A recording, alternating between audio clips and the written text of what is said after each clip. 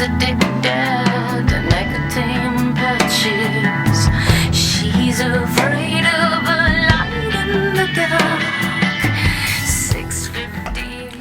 So Tori Amos' Spark to me comes across like a rallying cry for people, but particularly girls, because she's very focused on her gender, but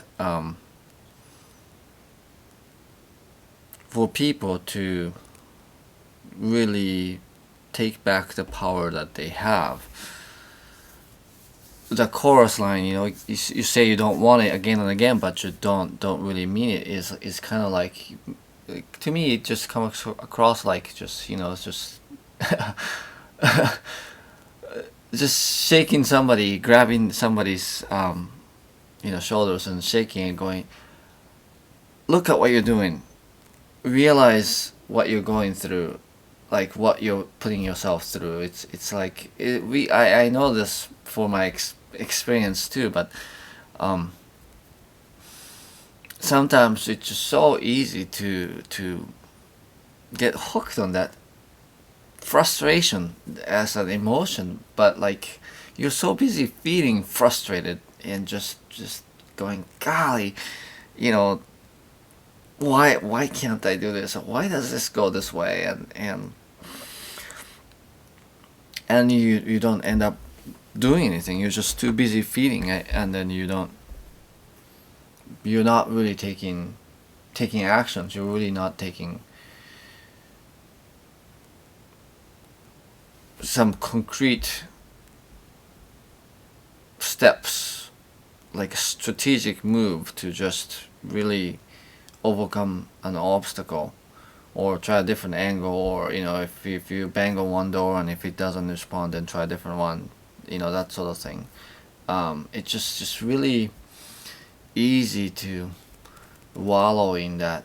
At least it is for me, to that again sense of victimized, just kind of going, oh man, I'm stuck here. I can't get out. I can't change. And it reminds me the quote, the in her song. Okay, so in Spark, she's talking about, she's convinced she could hold back glacier. And elsewhere she talks about how you thought that you were the bomb. Well, so did I. It's that, so that touches on that. So the intuition about going, oh man, I should be more than this. I should have. I feel like I have more power than this.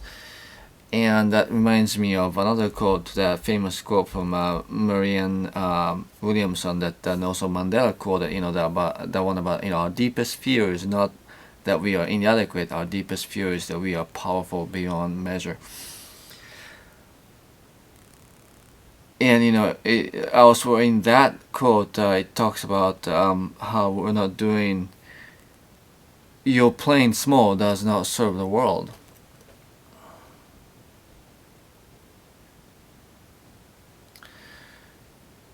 And so this inkling, this notion that we have this power, and yet not knowing how to wield it, how to claim it, how to utilize it to really make an impact, and then you end up feeling frustrated, and then you end up feeling victimized, and you're kind of going, it's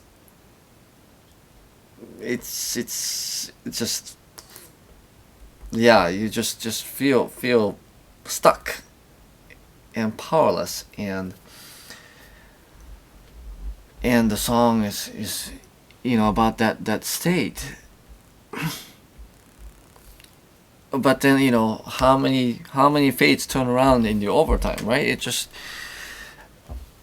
I'm a soccer fan, and I know that in history there are many games that just really just changed the course of its fate in really the last few seconds. And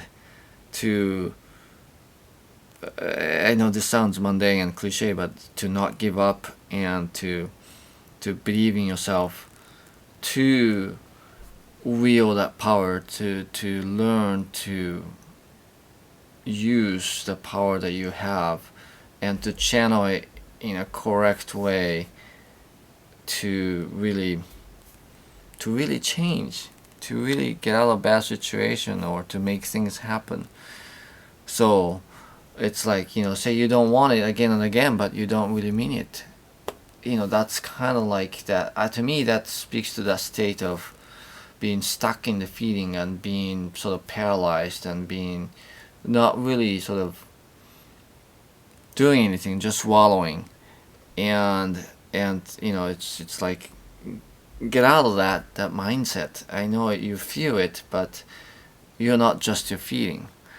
And what you are is what you do and who you are, and not just your feeling, more than your feeling. And not let that feeling sort of overtake you and then just leave you stuck there. But it's things don't change just because you feel strongly.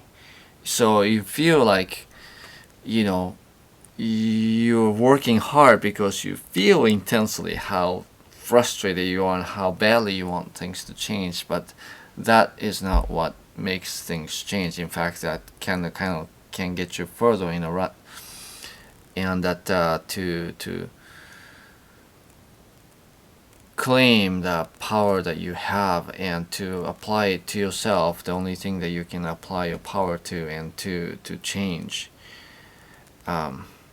is like one of life's best practices that I'm still learning myself. But there is a way out,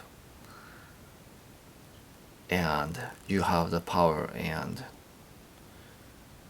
you need to believe it and start applying it.